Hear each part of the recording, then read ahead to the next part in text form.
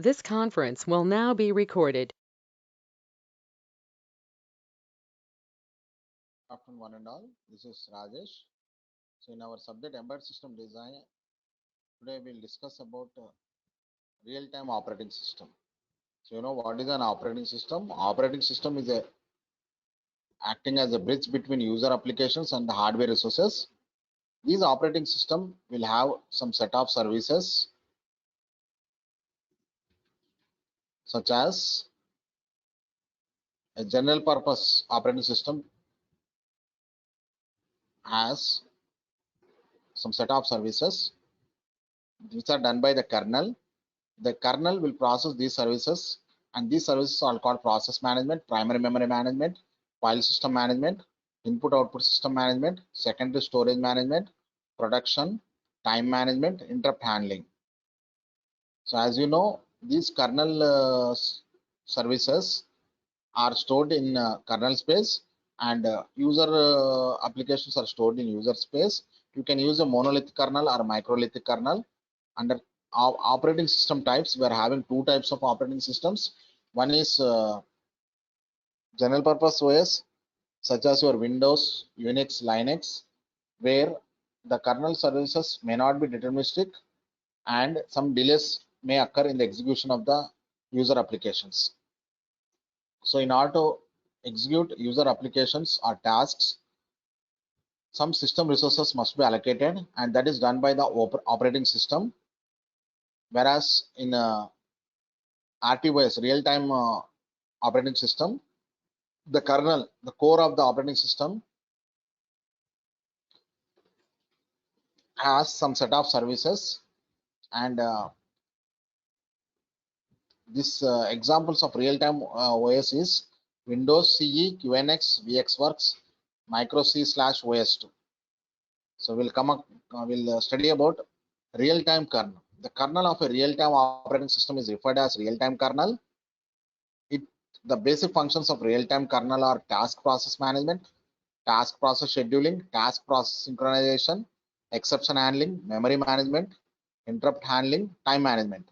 Under time process management, we are seeing that each task is assigned one TSB, and all the tasks are stored in the memory, and resources are allocated to the tasks. And each TSB will provide information about task ID, its size, its state, its type, its priority, its context pointer, memory pointer, task system resource pointers, and task pointers. So what is this TSB? A task control block is called a TSB. A task control block is used for holding the information corresponding to a task. So a task control block is used for holding the information corresponding to a TSB. TSB contains a set of information like task ID, that is called task identification number, task state, whether the current state, whether it is in ready state or in execution state, that is decided by that information is stored in task state. Task type, it tells about whether it is hard real time or soft real time. Task priority, whether task priority, if it is 1, it is given priority 1, like that. Task context pointer, it is pointing for context saving. Task memory pointer, it is pointing to the code memory or data memory or stack memory. Task system resources, it is pointing to system resources used by the task or pointer to other TSBs. So like this, task or process management is done. Next is task or process scheduling. So once the tasks are assigned memory, space, and allocated resources, depending upon the execution of application software, these tasks must be provided some scheduling. Scheduling is an algorithm which tells how the task must behave, and task synchronization tells how this task must be communicating one among them and for the sake of resources. Error or exception handling tells that whenever there is an error or exception occurring, how they are registered and handled. What are this error and exceptions is insufficient memory, timeouts, deadlocks, deadline missing, bus error, divide by zero, unknown instruction execution. These are examples of errors and exceptions. So whenever there is an inception memory or timeout, deadlock, deadline missing, bus error, divide by zero, unknown instruction execution, it is called error or exemptions. And this will happen at the kernel services or at the task level. Deadlock is an example which occurs at the kernel level, whereas timeout is an example of a task level exemption. And this OS gives information about these errors in the form of a system called API. The memory management function of an RTOS is slightly different compared to a general purpose. The memory management increases, time increases as you increase the size of your block memory, because for if you are dividing into more number of tasks, less memory is allocated to each task, and the time allocation is also be reduced. But if you select the memory size is more for storing the state of the task, then as the allocation time, memory allocation time is also increasing. So predictable timing and deterministic behavior are primary focus for an RTOS. So for each task, you have to analyze what is the predictable timing and what is the deterministic behavior and how it is achieved by effective utilization of your memory allocation. And in RTOS, instead of we are going for dynamic memory allocation, we are going for block-based memory allocation, where the blocks are stored in a free buffer queue, and each block is given a fixed memory size for the task. And most of the RTOS kernels allow task to access any of the memory blocks without any memory protection. The memory management function of an RTOS kernel is slightly different from the general purpose.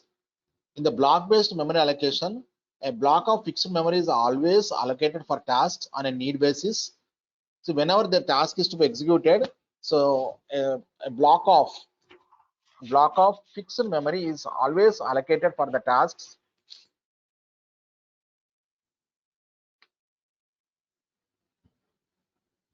A block of fixed memory is allocated for the tasks, and this leaves the deterministic behavior of the RTOS level kernel untouched. See, what I mean is, in block-based memory allocation, a fixed block of memory is allocated. Depending upon the need of the task, this memory is assigned, and hence there will not be any memory segmentation. And this memory allocation is implemented as a constant function and providing a fixed amount of time for memory allocation, and this leaves the deterministic behavior untouched.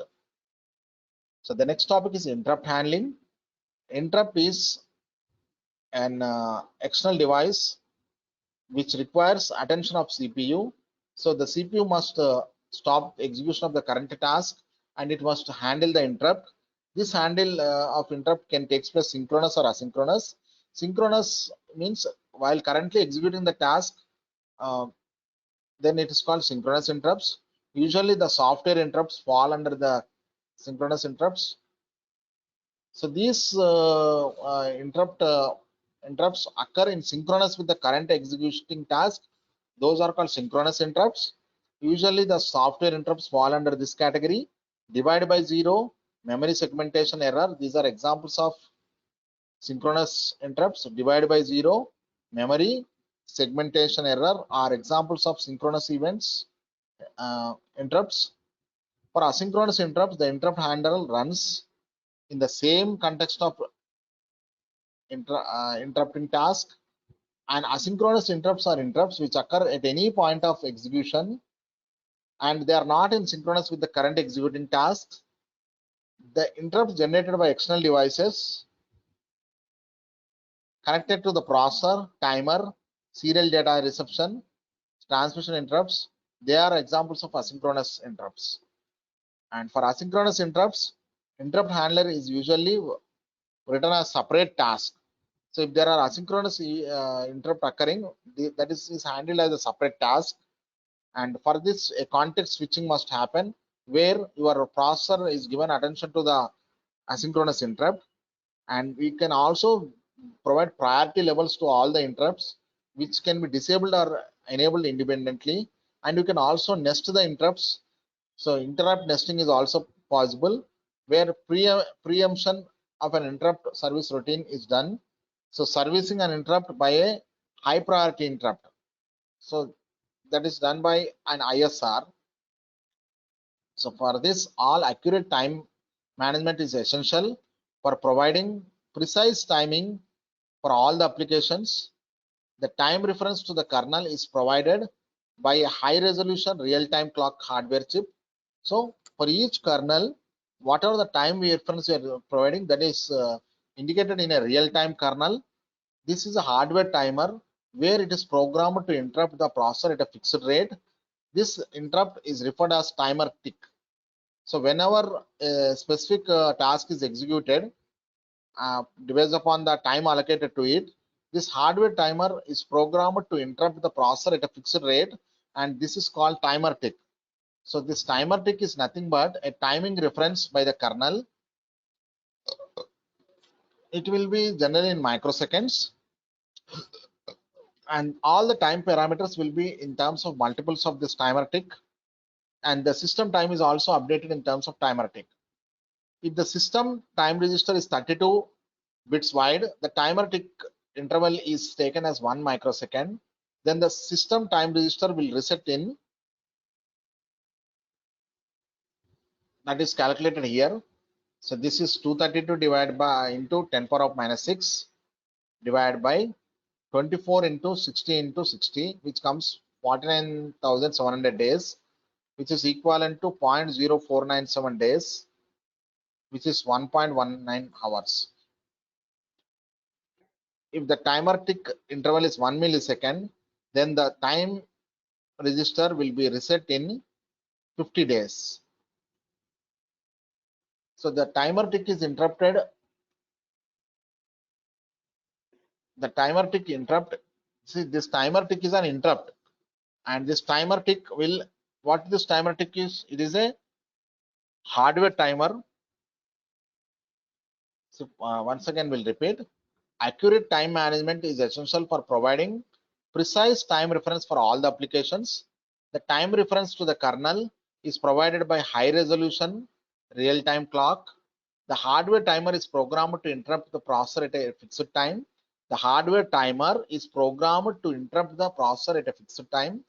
This is called a, whenever the hardware timer is programmed to interrupt the processor at a fixed rate, that is called a timer tick. And this timer tick is taken as the timing reference, and all the allocation of time system update will be linked to this. So this timer tick interrupt is handled by a timer interrupt handler of the kernel. So for this, it has to save the current context, increment the system time registers, generate timing error, reset the system time registers. If the timer tick count is greater than the maximum value, update the timers, increment the timers, activate the periodic tasks when in idle state, delete all the terminated tasks, load the context for the first task in ready state. So this all is done for the sake of timer interrupt task. So, and a real-time operating system will adhere strictly to this timer constraints. A hardware real-time system will meet the deadlines by following this timer tick. Missing any deadline will result in undeterministic behavior and also loss of the permanent data. So if you see our airbag control system and anti-lock brake systems, these are the two examples of hard real-time systems. What is hard real-time is, they are time critical systems and deterministic systems. As a rule of thumb, they does not implement virtual memory. This eliminates the delay in swapping the code. So such type of hard real-time systems requires a human in the loop for tasks and introduces unexpected delays. So most of the hard real-time systems are automatic and does not require human in the loop. Generally, task requires human in the loop, which creates delays. And if you go for hard real-time systems, it does not require any human in loop. And real-time operating systems does not guarantee meeting deadlines, but offer the effort to meet the deadlines. And missing the deadlines for the task is acceptable if frequency of deadline missing is compliance with the quality of service. Whereas the soft real-time systems see that a late answer is acceptable, but it could not be done in faster. And these soft real-time systems will accept human in the loop. Example for a soft real-time systems is automatic teller machines and a audio video playback system where no potential damage arises if a sample comes late by a fraction of a second. And in the operating context, a task is defined as the program in execution. A task is nothing but a job in the operating system context or a process. So like that, a task, job, or process refers to the same in the operating system concept. A process requires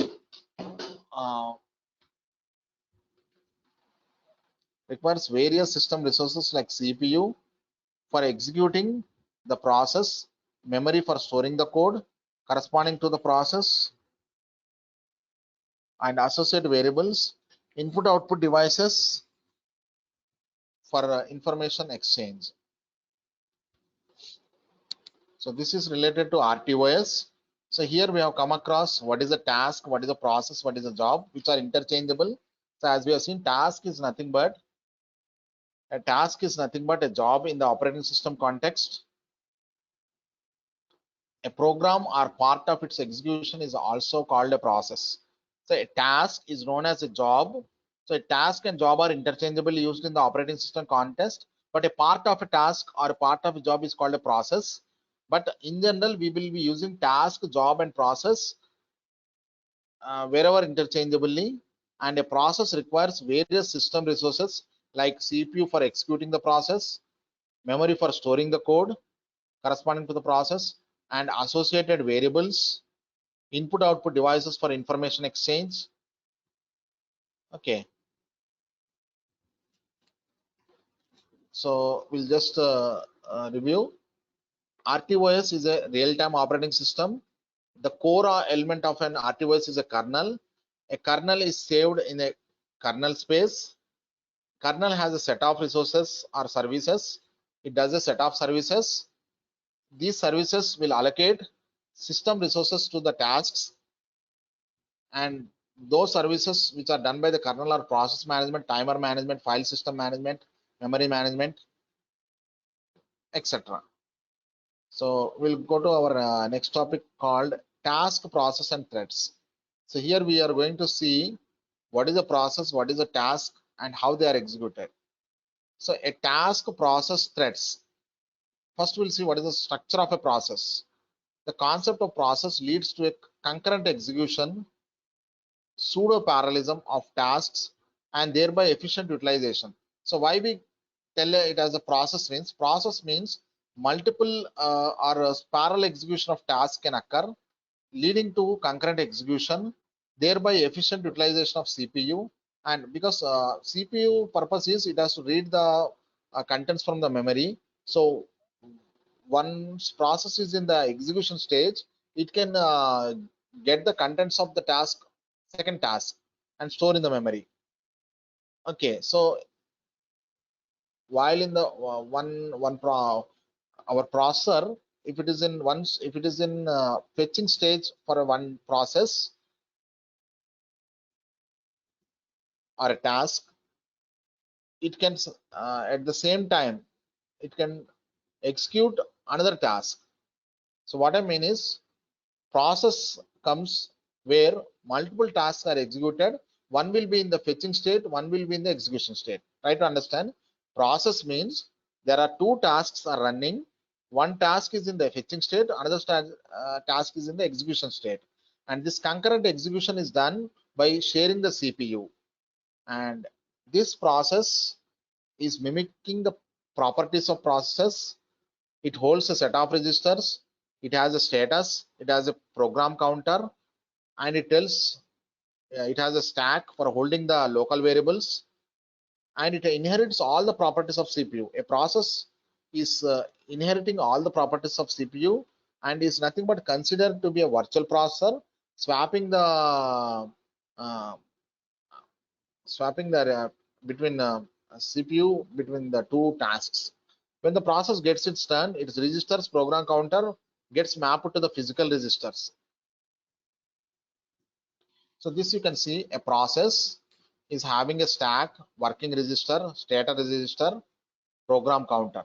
So once this process gets its execution task, it is getting its data into a physical memory called code memory. So memory organization of a process. The memory occupied by a process is segregated into three regions: stack memory, data memory, and code memory. The stack memory holds all the temporary data such as variables local to the process,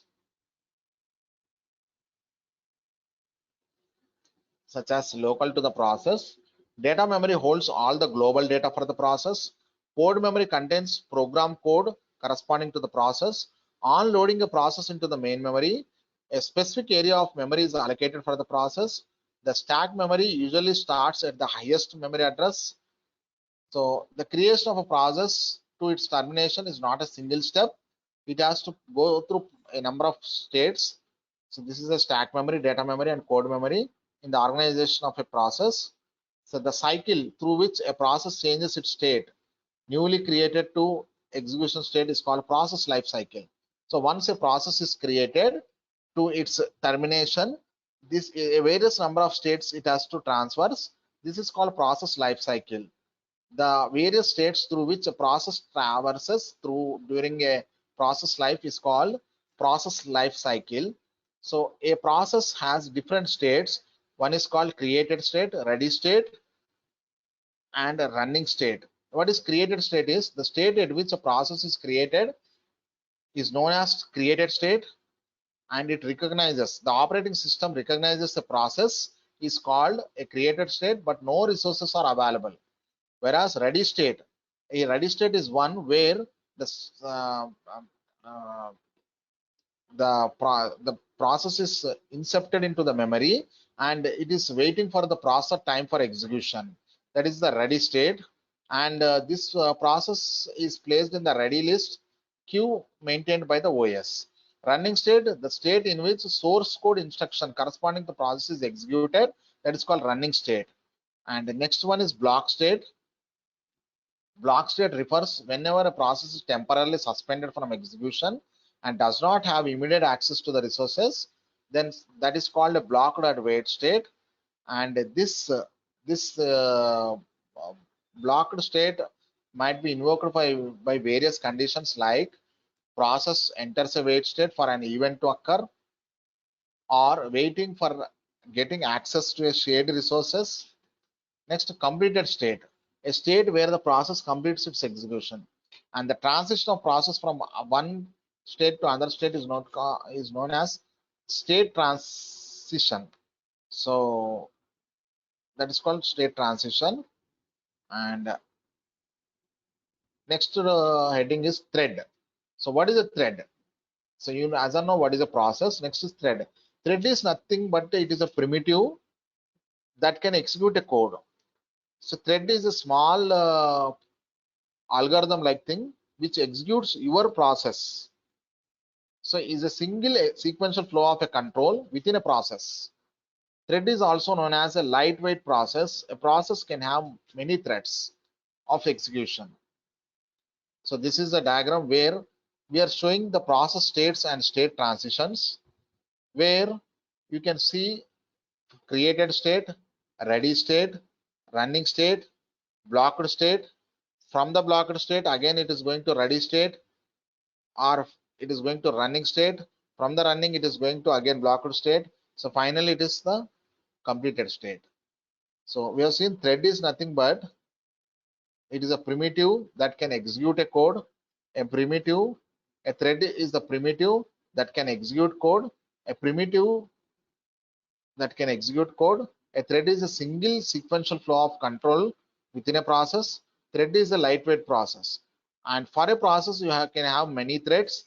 Different threads which are part of a process will share the same address, meaning that the same data memory, same code memory, and heap memory. Threads maintain their own status, such as CPU register values, program counter, and stack. and use of multiple threads to execute a process. So a thread is used to execute a process.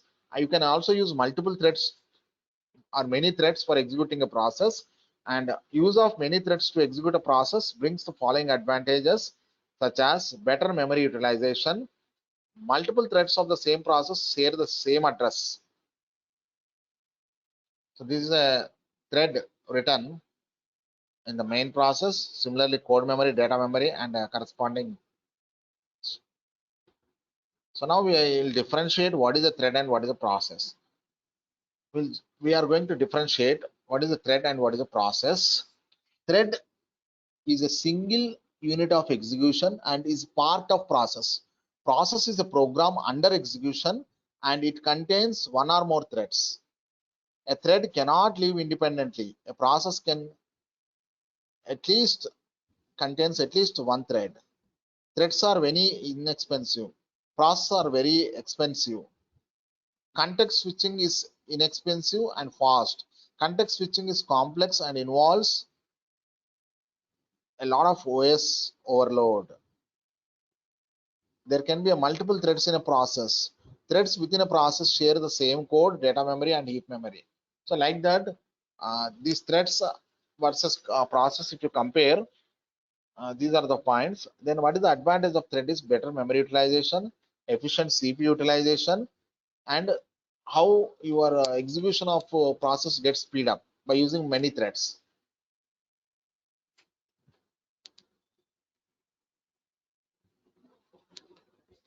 So we'll just go through what is a thread and what is a process.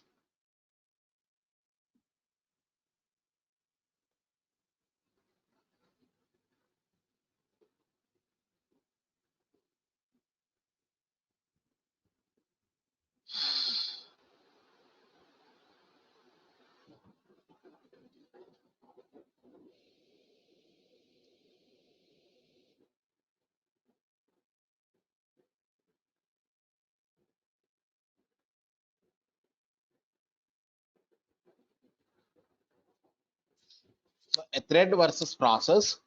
Thread is a single unit of execution and is part of a process. You can see thread is a single unit of execution and is a process. Process is a program in execution and contains one or more threads. Process is a program in execution and contains one or more threads. A thread does not have its own data memory and heap memory, whereas process has its own code memory, data memory, and stack memory. A thread cannot live independently. A process can contain at least one thread. There can be multiple threads in a process. Threads within a process share the same code, data, and heap memory. Threads are very inexpensive to create. Processes are very expensive to create. Context switching is inexpensive and fast. Context switching is complex. If a thread expires, the stack is reclaimed by the process. If a process uh, uh, is over, the resources are allocated to it will be reclaimed by the OS.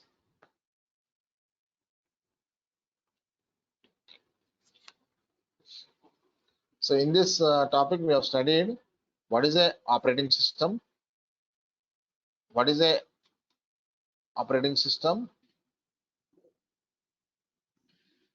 what is the main core element of operating system, the kernel, types of kernel, monolithic and microlithic kernels, and how they are differentiated,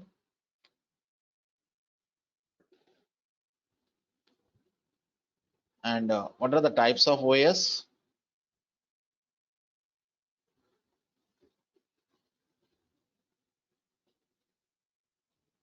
and under this general purpose OS and real-time OS, under real-time OS, what are the kernel services, and these kernel services are compared, and from which we have come across topic called task, process, and threads, and from which we can see what is the process and what is the process life cycle, and differentiating between process and thread.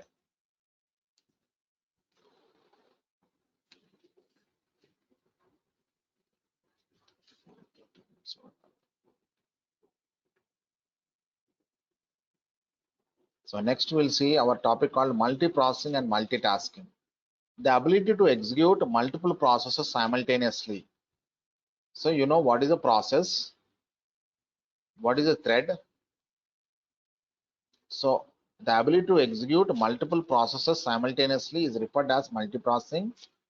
And in order to execute a process, system must be capable of performing multiprocessing. If system performs multiprocessing, that is called multiprocessor system. These multiprocessor systems will have multiple CPUs and execute multiple processes simultaneously. And the ability of OS to have multiple programs in memory which are ready for execution is referred as multi-program. So if operating system is having multiple programs in the memory, that is called multi-programming.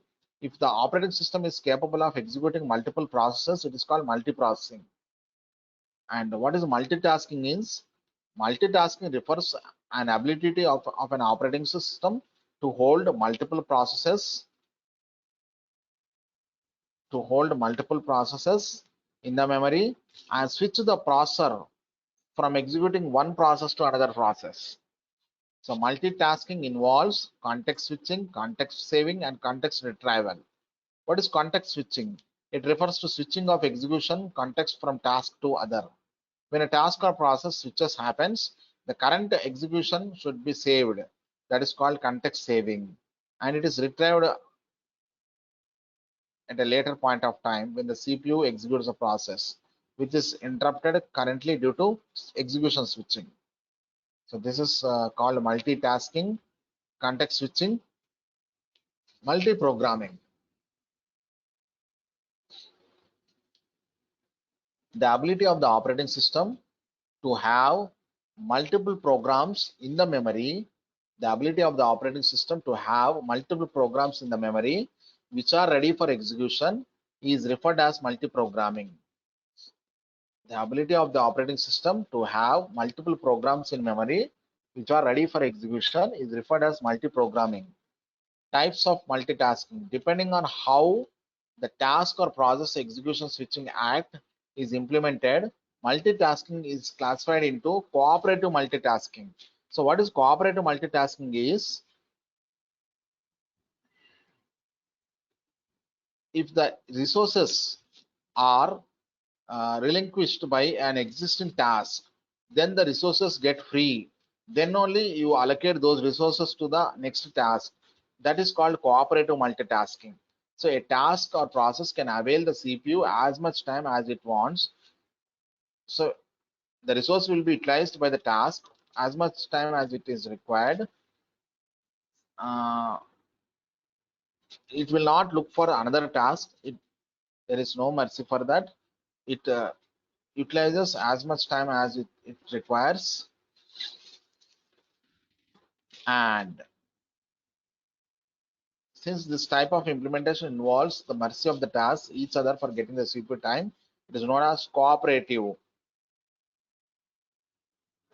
If the currently executing task is non-cooperative, the other tasks have to wait for a long time. So why it is called cooperative means existing task must see that another task requires CPU resources and my work is completed, so I have to free it. Then only other tasks. Other than if it is utilizing the task and it is not providing it to another task, then it is called non-cooperative. What is preemptive multitasking? Preemptive multitasking ensures that every task gets a chance to execute.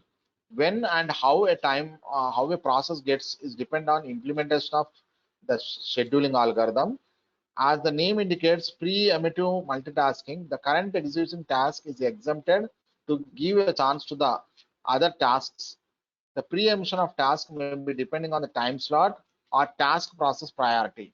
So preemptive means each task or process will be given a CPU resource for execution, and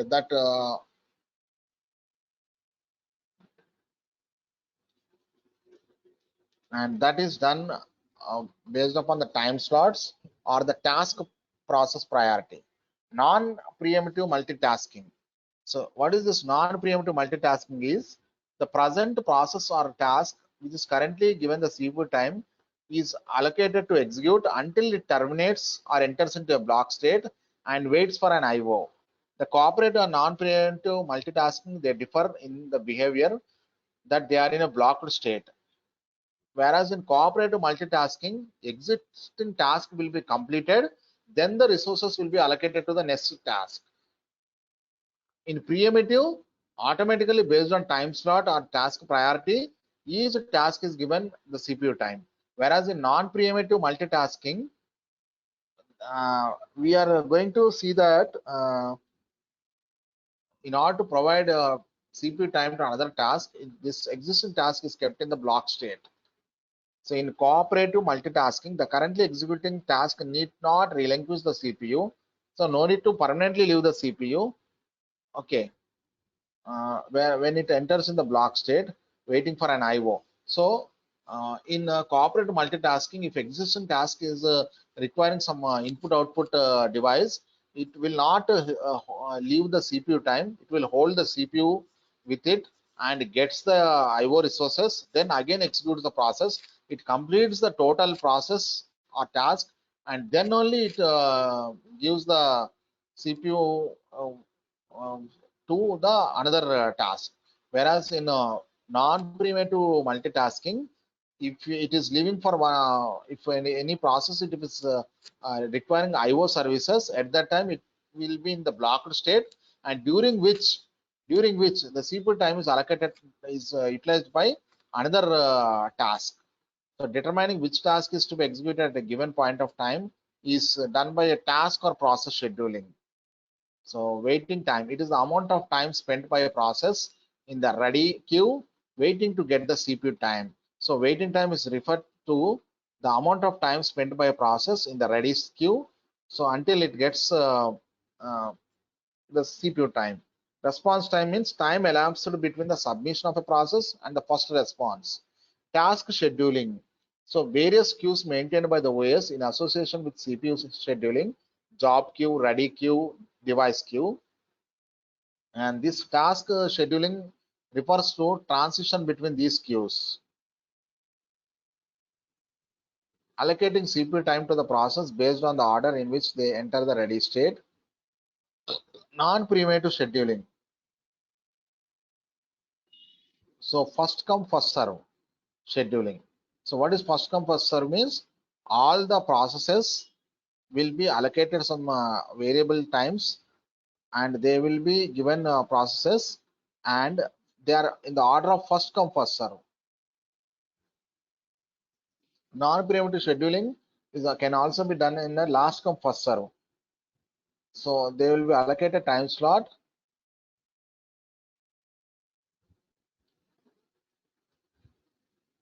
and non-preemptive scheduling can also be done by the shortest job first.